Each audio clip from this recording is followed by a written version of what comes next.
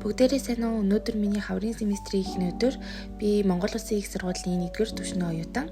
Өнөөдөр би өглөө 7:40-с хичээлдээс учраас өглөө 5 гээд болсон. Тэгээд өнөөдөр нүрээ будсан будагнуудаа харуулж байна. Би ер нь нэлээд удаан нүрээ буддаг. Тийм болохоор ер нь цаг 30 минут орчмыг тооцоолоод нүрээ буддаг. За тэгээд шүдээ угаачаад ойрын үед хамгийн хэрэгжилж байгаа энэ BT-ийн skin pack байгаа. Энийг нүүрэн дээрээ тавьчаад нэг 5-аас 10 минут болгодог.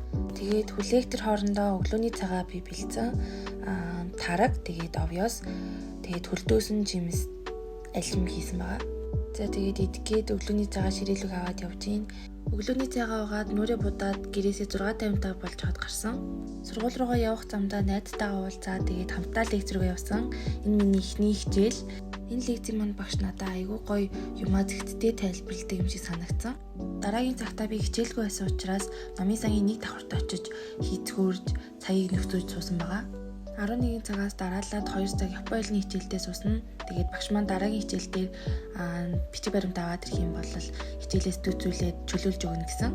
Тарчаад нэг хөөрхөн найзтайгаа очиж уулзсан. Тэгээд замаараа цэцгийн дэлгүүр ороод цэцэг аваад, бэлэг аваад тэгээд гэрлүүгээ харсан. Өнөөдөр манай найзын төрсөн өдөр болж байгаа. Тэгээд орой төрсөн өдөрт явна. Тийм болохоор цэцэг бэлгээ авсан байгаа.